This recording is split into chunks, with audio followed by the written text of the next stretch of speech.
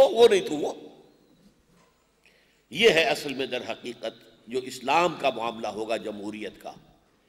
اسی لیے اسے مولانا مودودی نے ایک اصطلاح وضع کی تھی، اور میں جب بھی اس کا ذکر کرتا ہوں ان کا نام ضرور لیتا ہوں تاکہ ان کا جو حق ہے ان کو پہنچے، کہ وہ ایک اصطلاح انہوں نے وضع کی تھی. اسلام نہ تھیوکریسی ہے نہ ڈیموکریسی ہے. ڈیموکریسی کی بنیاد کیا ہے؟ Sovereignty of the people. جو چاہے قانون بنائے، لوگوں کے نمائندے جو چاہے قانون بنائیں، دو مردوں کی شادی رجسٹر کریں، یہ حق حاصل اور ہو رہی ہے. ایک مرد شوہر ہے، دوسرا مرد بیوی ہے. قانون کی نگاہ میں وہ بیوی ہے، مرد ہے بیوی ہے. ایک عورت شوہر ہے، ایک عورت بیوی ہے، جو چاہو قانون بنا. یہ جو ہے اختیار مطلق، ان الحکم الا للہ کی نفی. لہذا ڈیموکریسی غیر اسلامی ہے اسینشلی، بنیادی طور پر، اس لیے کہ اس کا اصول کیا ہے؟ Sovereignty of the people. لیکن یہ تھیوکریسی بھی نہیں ہے، کیونکہ یہاں کسی مذہبی طبقے کی حکومت نہیں ہے. یہاں کوئی پوپ نہیں ہے، پوپ کے کارڈینلز نہیں ہیں، اس کے نیچے جو ہے لمبا چوڑا ہائرارکی کا نظام نہیں ہے. وہاں تو پوپ کو اختیار ہے، جس چیز کو وہ چاہے حرام قرار دے دے، جس چیز کی چاہے اجازت دے دے. یہاں کوئی پابندیت نہیں ہے، تھیوکریسی نہیں ہے. تو اگر نہ یہ تھیوکریسی ہے اور نہ ہی ڈیموکریسی ہے تو کیا ہے؟ اس میں انہوں نے بڑی اچھی اصطلاح وضع کی، تھیو ڈیموکریسی. یہ ان دونوں کا ایک امتزاج ہے. لیکن اس کو میں پھر زیادہ واضح اسی نقشے سے کیا کرتا ہوں، جہاں بھی کوئی لیکچر دینا ہو تو بورڈ پر ایک مرکزی کھوٹا اور 200 گز ریڈیس کا اس کے گرد دائرہ، اور یہ اندر جو ہے یہ امر و ہم ہے، اس میں ڈیموکریسی ہوگی. لیکن ڈیموکریسی کے ذریعے سے حدود اللہ کو کراس نہیں کیا جا سکتا. within the limits and parameters of حدود اللہ ڈیموکریسی ہوگی. limited democracy you can call it. یہاں آپ رائے دیں، ووٹ لیں، لوگوں کی رائے لیں، لوگوں کے زیادہ ووٹوں والے بات جو ہے فیصلہ کر لیں، لیکن اس سے آگے معاملہ نہیں جائے گا. تو یہ ہے اصل میں theo democracy. Theo element is represented by the injunctions of the Quran and the Sunnah. That's all. No person, کوئی شخص اپنی پرسنل حیثیت میں مدعی نہیں ہے جو میں کہوں گا وہ ہے. نہیں. Who are you? ہاں کتاب و سنت سے آرگو کرو. جیسے کبھی کہا تھا حضرت امام احمد ابن حنبل نے رحمت اللہ علیہ، ایتونی بشیء من کتاب اللہ و سنت رسولہ حتی اقول. جب چل رہا تھا مامون الرشید کے زمانے میں شدید دباؤ کہ قرآن کو مانو کہ یہ مخلوق ہے، اور حضرت بڑے بڑے علماء جو ہیں بہہ گئے اس میں، اس جبر کو برداشت نہیں کر سکے. یہ کھڑے ہو گئے، ڈٹ گئے، مارے کھائیں. یہ کہتے ہیں کہ وہ مار پڑی تھی کہ ہاتھی کو بھی پڑے تو وہ چیخ اٹھے. وہ مارے صحیح، لیکن کہتے کیا تھے؟ لاؤ میرے پاس کوئی دلیل اللہ کی کتاب سے، اللہ کی رسول کی سنت سے، تو میں مان لوں گا.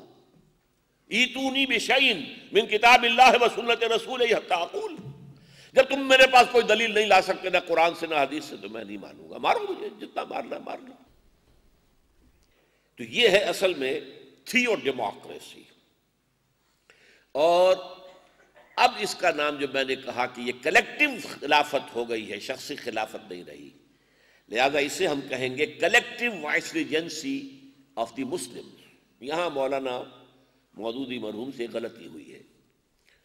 انہوں نے پاپولر ساورنٹی کے مقابلے میں رکھا پاپولر وائسریجنسی. یہ غلط، پاپولر نہیں ہوگی. وائسریجنسی آف دی مسلمز، جو اللہ کو حاکم مانے وہ خلافت کے حقدار ہیں، جو نہیں مانتے وہ خلافت کے حقدار نہیں ہیں. تو یہ در حقیقت کلیکٹیو وائسریجنسی آف دی مسلمز کی حیثیت ہے اس کی، ناٹ پاپولر. پاپولر میں تو پھر جیسا کہ تصور آج کل ہے، امریکہ میں وہ مسلمان ووٹر ہے، کوئی ہندو ہے، کوئی یہودی ہے، سب برابر ہے، سب کا ایک ووٹ ہے. تو وہ پاپولر ڈیموکریسی کا تصور ان کے ہاں، پاپولر ساورنٹی، پاپولر ڈیموکریسی. ہمارے ہاں یہ پاپولر نہیں ہوگی، مسلمانوں کی ہے.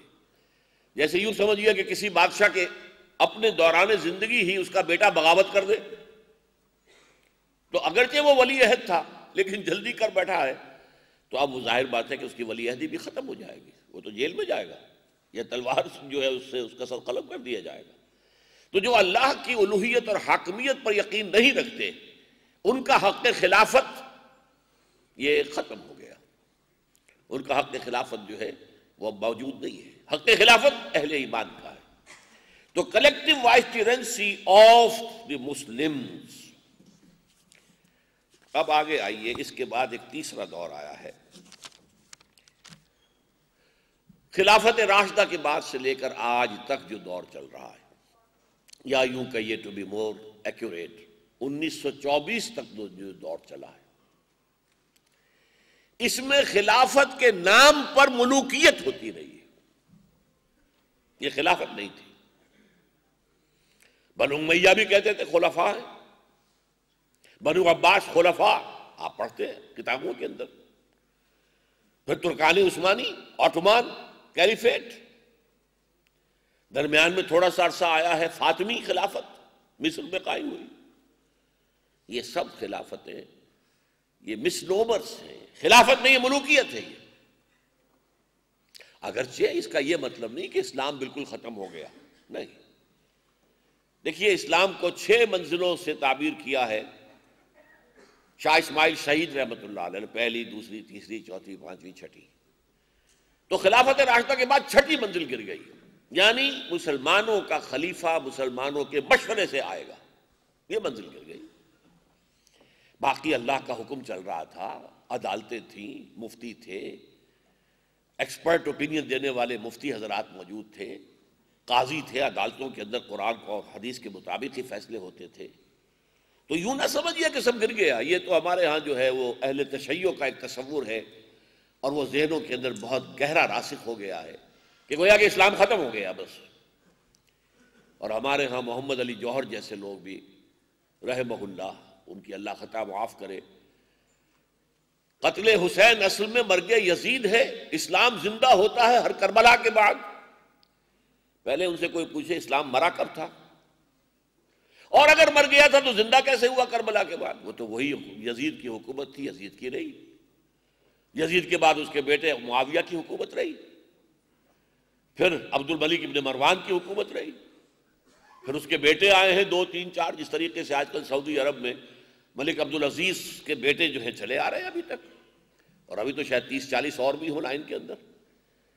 تو یہ معاملہ جو تھا، یہ اگرچہ 6ٹھی منزل گر گئی تھی، اسلام مرا نہیں تھا، ختم نہیں ہوا تھا، اسے تقریباً 1000 سال لگا ہے ختم ہونے میں۔ یہ عمارت جو ہے کھنڈر بتا رہے ہیں، عمارت عظیم تھی، یہ کوئی ایک دن میں ختم نہیں ہو گیا تھا، اور اگر کچھ حصہ ختم ہوا تھا تو وہ تو اس کے بعد بھی ختم رہا۔ اسلام زندہ ہوتا ہے کربلا کے بعد، اس کی کیا معنی ہے؟ بہرحال یہ جو دور ہے یہ خلافت کے اعتبار سے ایک مسنومر دور ہے، یہ خلافت نہیں تھی۔ اس میں بنو امیہ، بنو عباس، فاطمیین آف مصر اور عثمانی ترک، ان سب کا دور جس کا آخری خاتمہ 1924 میں ہوا ہے۔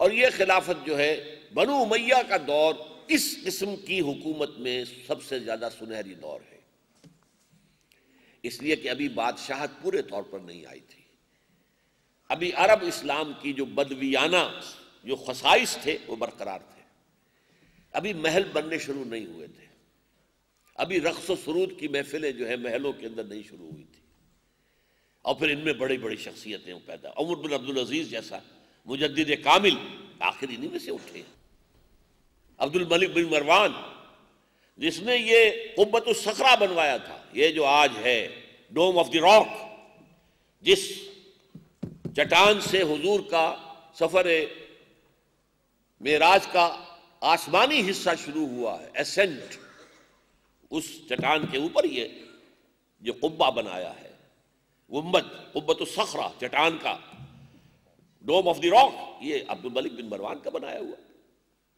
اور کہتے ہیں کہ یہ شخص اگر سیاست میں نہ ہوتا، حکومت میں نہ آتا، تو یہ محدثین اور فقہاء میں اس کا شمار ہوتا، عالم تھا۔ بنو عباس کے دور میں آ کر خلافت جو ہے، اول تو یہ کہ بنی امیہ کے دور میں کم سے کم عالم اسلام وحدت رہا، پورے عالم اسلام پر ان کی حکومت رہی، اور اس میں بھی بہترین دور حضرت معاویہ کا تھا، پورے عالم اسلام میں ایک ہی حکومت، اور 20 برس تک کوئی لڑائی نہیں، کوئی جنگ نہیں۔